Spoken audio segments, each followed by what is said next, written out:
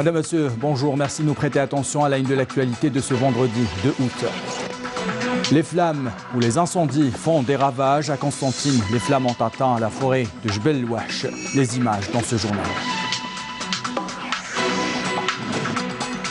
Nous vous emmenons à Skikda découvrir un reportage sur les métiers de la pêche. Et à la fin de ce journal, nous vous proposons un voyage dans le temps chez un collectionneur d'objets anciens à Sétif.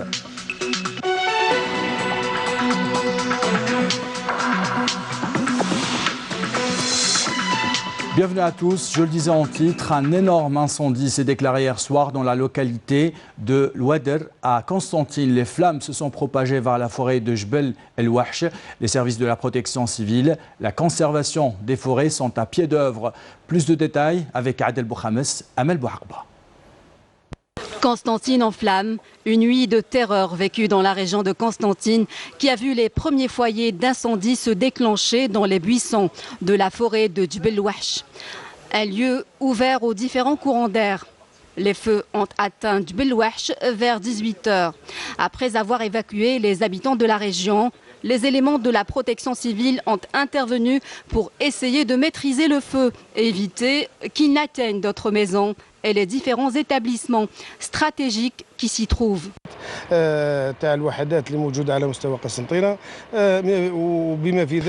feu s'est propagé rapidement. Nous avons mobilisé tous les moyens des différentes unités de la wilaya, notamment 20 camions d'intervention, pour le maîtriser. Notre priorité consistait à protéger les habitants et à éviter la propagation des feux vers des sites stratégiques, à l'image de la base de vie de Kosider qui comprend des réservoirs de carburant, donc il y avait risque d'explosion.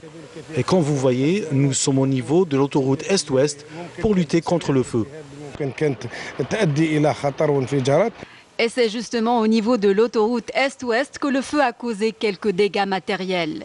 Ici, la circulation a été déviée vers la route nationale 3 à cause des feux et la densité de la fumée. Dieu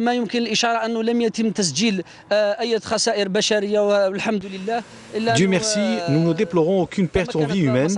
Quelques familles ont été évacuées par les éléments de la protection civile au niveau de Kaflekhal. Après de longues heures de lutte, les éléments de la protection civile, fortement mobilisés, sont parvenus à éviter le pire. Jusqu'à maintenant, les efforts se poursuivent pour venir à bout des derniers foyers au niveau de Jbel Wahsh. Dans l'actualité politique de ce vendredi, le Premier ministre Nourdine Bedoui a été reçu hier à Nouakchott par le nouveau président mauritanien Mohamed Ould Cheikh Razouni, auquel il a remis un message écrit de la part du chef de l'État Abdelkader Ben Salah. Il s'agit d'un message de félicitations qui souligne les relations fraternelles solides entre les deux pays. Je vous propose dans un instant d'écouter le Premier ministre Nourdine Bedoui.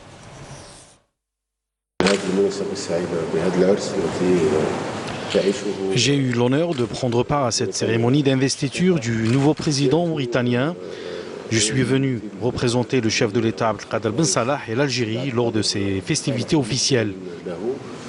J'étais honoré par l'audience que m'a accordée le président mauritanien Ould Cheikh Razouni, auquel j'ai transmis les salutations de son frère, le chef de l'État Abdelkader Ben Salah, et un message écrit. Il s'agit d'un message de félicitations qui souligne les relations fraternelles solides entre les deux pays. L'instance nationale de dialogue et de médiation a décidé d'entamer le dialogue national sans délai selon un calendrier qui sera annoncé ultérieurement dans son communiqué sanctionnant la réunion tenue hier sous la présidence de son coordinateur Karim Younes. L'instance a affirmé que les mesures annoncées dans le premier communiqué seront prises en compte dans les recommandations du dialogue, soulignant que l'intérêt du pays passe avant tout. L'instance nationale de dialogue et de médiation a également salué les personnalités nationales qui ont répondu favorablement à l'appel de la patrie dans cette conjoncture difficile, par conviction et sens de responsabilité. Les noms de ces personnalités seront annoncés ultérieurement.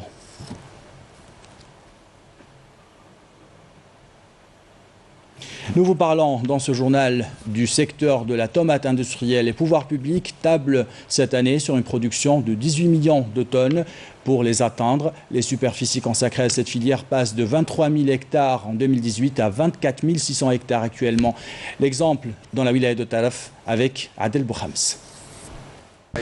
La culture de la tomate industrielle se concentre à plus de 80% au nord-est du pays.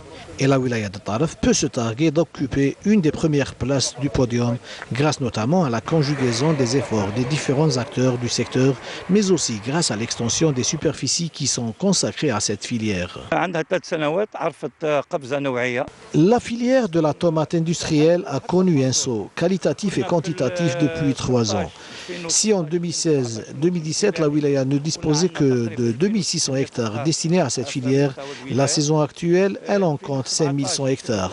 Et la production de la tomate industrielle devrait passer de 300 quintaux par hectare à 850 quintaux par hectare. Une amélioration due essentiellement à l'usage des nouvelles techniques telles que le nouveau système d'irrigation, le goutte à goutte, un système qui est subventionné par les pouvoirs publics à hauteur de 50%. La subvention des pouvoirs publics concerne également l'acquisition des différentes machines agricoles, sans oublier bien sûr l'introduction de nouvelles espèces hybrides, le suivi de l'itinéraire technique et la formation des agriculteurs.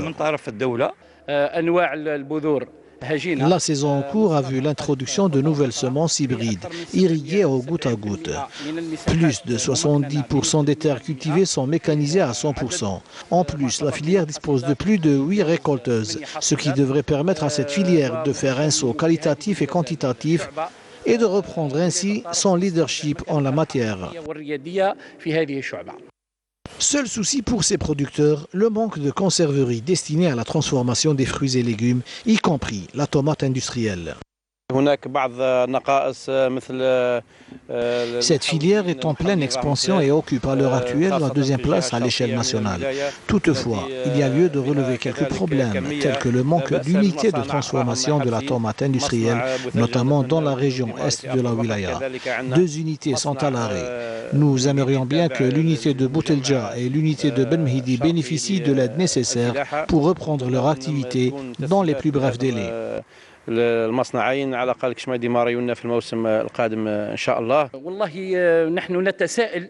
Il y a des investissements colossaux qui se font dans le domaine, mais les entraves bancaires sont nombreuses et empêchent les investisseurs à aller de l'avant. J'appelle les responsables du secteur financier à aider les investisseurs à surmonter ces problèmes. Des problèmes qui n'ont pas dissuadé les agriculteurs qui tiennent à la pérennisation d'une activité en plein essor. Non loin de Taref, nous emmenons à Skikda découvrir 2 métiers liés à la pêche, les ramondeurs et les réparateurs de bateaux. Des métiers exécutés avec passion et fierté, des métiers qui risquent de disparaître faute de moyens et d'activités. Le reportage sur place de Naïm Al-Walish. Entre terre ferme et grande bleue, les ramondeurs travaillent généralement assis. Ce sont des petites mains qui œuvrent en amont pour que le matériel de pêche soit au top. Je suis un pêcheur depuis 82. ودرك خرجت لا ريتريت. خرجت لا ريتريت وليت كيما نقولوا لها حنا كونجادور. نخيط الفيلي. والناس اللي تخرج للبحر تجي العشوة. توال 6 7 يهزوا السباكات تاعهم ويخرجوا يقعدوا للصباح. والصباح حنا نبكروا نخيطوا لهم السباك. نخدم من 6 للصباح حتى 3 4 ليل العشية نحبس. السوارد ما كاه الانتاج ما كاه تصور 200 300 الف لا جورني هذا هو. البحر بعد ما كاه نهار كاين 10 ما كاه. ناقص الحوت. لهنا في البحر ما كاه بكل الانتاج ما كاه. لا صورتي في السمانة 300 الف 400 الف راك تشعل. الكل تروح مازوط. مول البابور ضايع. نخيط لي فيلي تاع لي شالوتي تاع شباك اللي يتجر في الفون. هذه كوجاله عيطوا لها كوجاله. هذه كوجاله. راني ندير في لي زونجال تاع الشباك.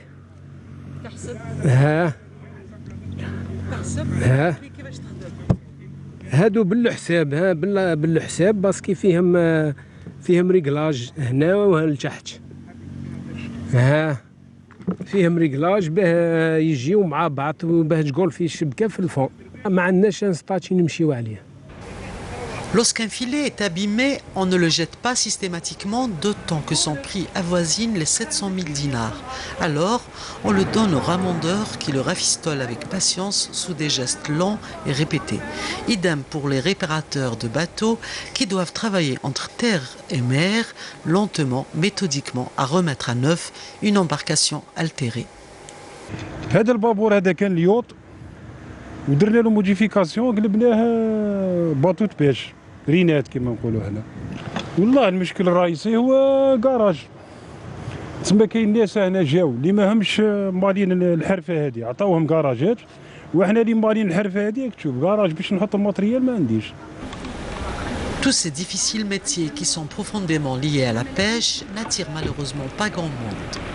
Ces professions particulières risquent même de disparaître si rien n'est fait pour les remettre au goût du jour grâce à un encadrement adapté. L'information de ce vendredi, c'est aussi le communiqué du ministère des Affaires religieuses et des Waqf qui indique que le Eid al-Adha sera célébré le dimanche 11 août 2019. Les derniers groupes de pèlerins continuent de fouler les terres saintes de l'islam. À Jeddah, la délégation algérienne les attend de pied ferme. Des moyens sont déployés, des efforts sont fournis. Les hadjis algériens apprécient. L'exemple à l'aéroport de Jeddah, reportage de Khadija Tahar Abbas. Le commentaire est signé Amel Bouakba. Mohamed Amin est un jeune plein de dynamisme. Le voici à l'aéroport de Jeddah, toujours au service des hadjis, ne lésinant sur aucun effort pour apporter son aide à tous les pèlerins. En tant que représentant de la section consulaire, j'ai des missions, mais en plus de cela, j'ai d'autres tâches supplémentaires que j'accomplis personnellement pour que nos hadjis bénéficient du plus grand confort et sérénité. Que Dieu bénisse tous ceux qui veillent à la bonne prise en charge des hadjis. Ce jeune travaille dans une équipe pluridisciplinaire relevant du bureau chargé de la prise en charge des hadjis à l'aéroport de Jeddah. Ce bureau a bénéficié dernièrement d'extensions afin d'améliorer la prise en charge des pèlerins en collaboration avec les autorités saoudiennes. Les procédures d'entrée sont très bonnes, de même que l'accueil. Dieu merci, tout est facile, depuis le départ jusqu'à l'entrée à l'aéroport de Jeddah. Tout s'est bien passé. Les procédures d'entrée sont légères, il faut dire que ça s'est amélioré par rapport au passé. Nous rendons grâce à Dieu, tout s'est bien passé. Les autorités saoudiennes nous ont aidés à assurer tous les moyens nécessaires pour accueillir les hadjis. Désormais, les procédures de passage se font de façon rapide. Nous mettons 1h15 à peine pour chaque vol. Il y a des vols quotidiens, en moyenne 3 par jour. Nous procédons ensuite au transfert des groupes de hadjis dans des bus vers la Mecque. Le dernier groupe de hadjis algériens est attendu ce samedi 7 août à l'aéroport de Jeddah pour accomplir le 5e pilier de l'islam.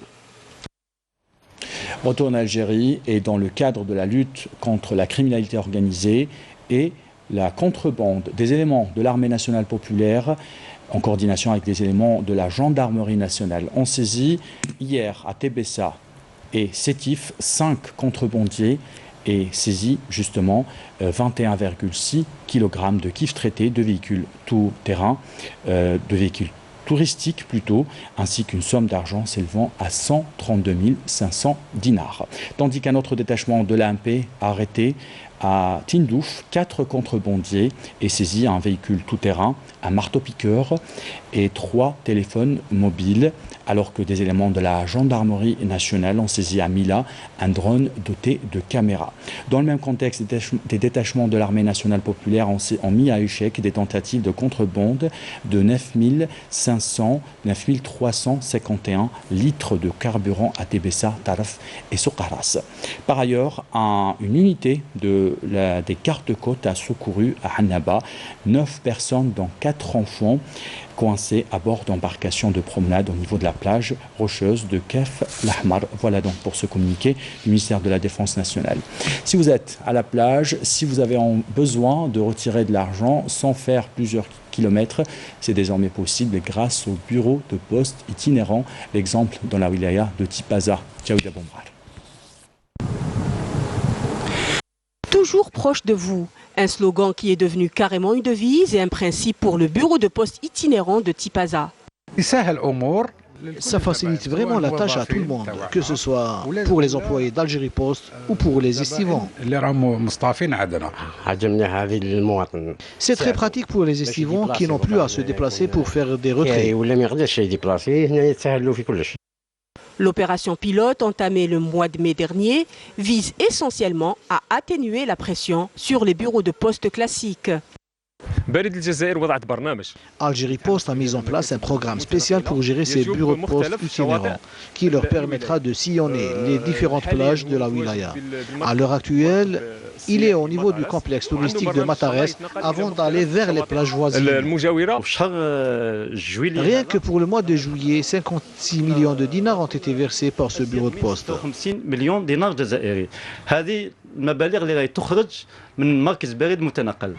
Le bureau de poste mobile fait partie du décor de ce complexe touristique, une aubaine pour les estivants.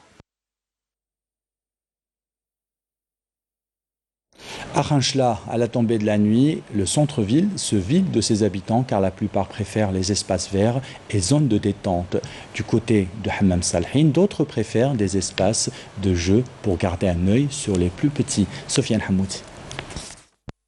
Au coucher de soleil, les forêts entourant les bains romains de Khanchla sont prises d'assaut par les familles qui s'y rendent en grand nombre pour s'oxygéner et faire le plein de fraîcheur en ces journées de chaleur. Les familles khanchli adorent ce genre d'endroit. La preuve, tout le monde est là.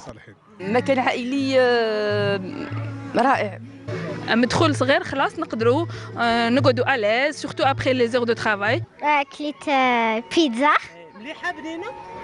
جيت نكمل السهرة تالمون لاغ فري. البلاصة هاي تلقاها باردة، الناس يهربوا هنا، ناموا سهرة وما كانش. Les gens viennent ici pour passer d'agréables moments avec leurs enfants. Tout est disponible, tel que la restauration et les aires de jeu pour enfants.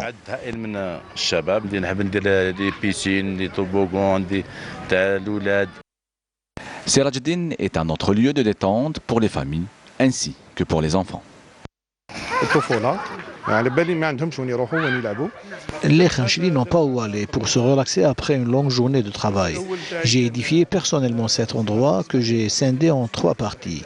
Une pour les familles, la deuxième pour les aires de jeu pour enfants et la dernière est dédiée aux piscines pour les jeunes et les moins jeunes. Les sites les plus prisés sont notamment les forêts des stations thermales de la région qui offrent aux Khanchli d'agréables lieux de détente. De Khanchla à Ouargla, nous vous emmenons découvrir une zone humide en plein désert. La nature a repris ses droits car cette zone humide est passée d'une zone de transit à un lieu de vie. La preuve, le flamant rose s'y est installé et se reproduit désormais. Le reportage sur place est signé Hicham Daou. Ouargla. Cette région est souvent associée à l'activité pétrolière. L'or noir fait encore de l'ombre à d'autres trésors. On ne s'imagine pas qu'au milieu de cette nature désertique se cache un environnement magique.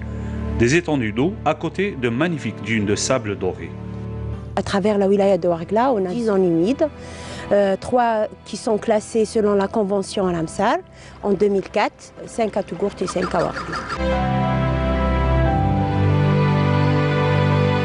Les zones humides du Sahara et parmi elles les zones humides de Ouargla. Les zones humides ont une source d'eau principalement qui vient du drainage des palmeraies qui sont voisines à ces zones humides. La deuxième source d'eau, c'est les eaux usées utilisées au niveau des ménages dans les villes. Des centaines d'oiseaux migrateurs transitent par ces lacs salés.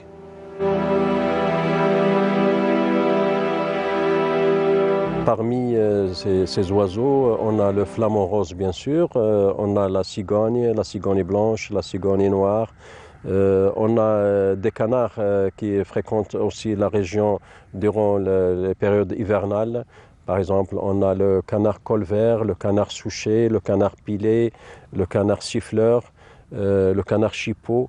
Donc, et on a des limicoles, par exemple les chasses blanches, la vossette élégante, le gravelot à collier interrompu, le grand gravelot, le petit gravelot, les bécassos, les bécassines, etc. Parmi ces espèces, un oiseau prestigieux, le flamant rose. Il trouve en ces lieux un climat parfait pour se nourrir et se reproduire.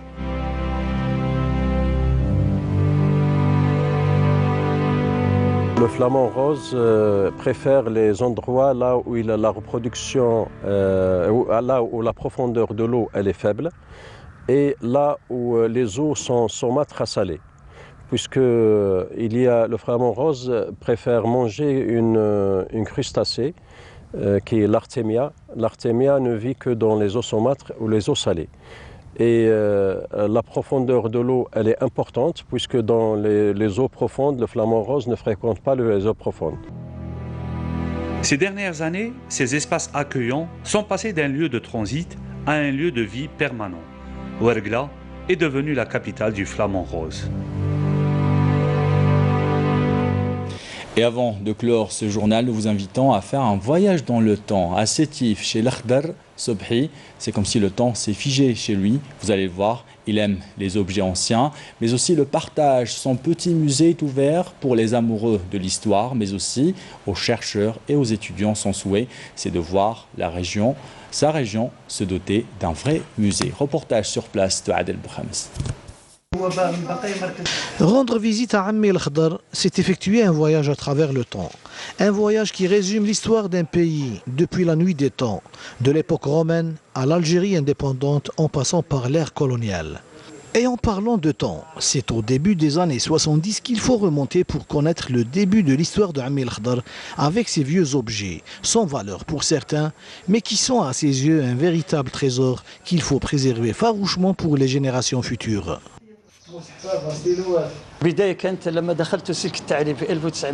C'est à mes débuts dans l'enseignement de l'histoire-géographie en 1970 à Béjaïa que j'ai commencé à me procurer ces objets pour illustrer et argumenter les différentes leçons que je donnais à mes élèves. Petit à petit, cela est devenu une passion qui a grandi au fil du temps. J'ai été en contact avec des collectionneurs d'Algérie et de l'étranger pour acquérir tout ce dont j'avais besoin. Ce local, je l'ai aménagé par mes propres moyens, après mon départ en retraite en 1998, avec comme objectif de préserver ce patrimoine matériel, le répertorier, le classer, le préserver et le mettre à la disposition des étudiants et des chercheurs, mais surtout de le préserver pour les générations futures.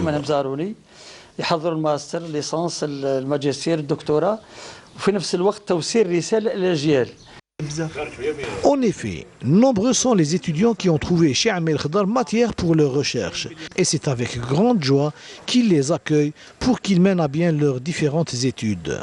Bien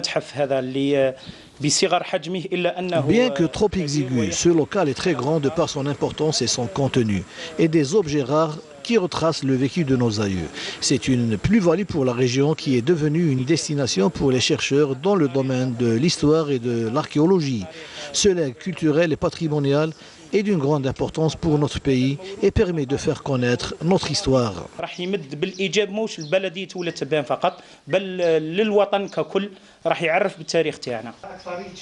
Des pièces de monnaie de l'époque romaine, des collections de timbres, de revues, de journaux, mais aussi de nombreuses pièces archéologiques, telles que des jarres, des carafes, des meules à main en pierre, des couscoussiers, différents types de faucilles, des fourches à foin, des tapis traditionnels en laine cousus à la main, des malles traditionnelles pour vêtements, des obus, des pistolets et beaucoup d'autres objets que le petit local de Ammi el-Khdar n'arrive plus à contenir.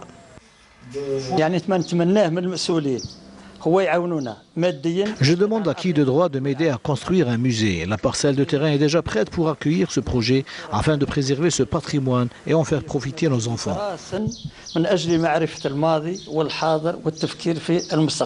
نعطيك مثال وزارة المجاهدين في سنة من السنوات خصت 200 مليار لإحياء ذكريات من ذكريات لو عطاو لكل بلدية مليار واحد لبنينا 200 متحف. Et comme les petits ruisseaux font les grandes rivières, la localité d'Oulet Tebben espère avoir son propre musée en bonne et due forme. Voilà, avec cette page d'histoire, nous arrivons à la fin de ce journal. L'équipe de la rédaction qui l'a préparé vous remercie de l'avoir suivi. Tout de suite, les nouvelles du ciel avec Fadi El-Chir. En bas de votre écran, les adresses web pour les replays de nos programmes. J'aurai le plaisir de vous retrouver à 19h. Belle journée à tous.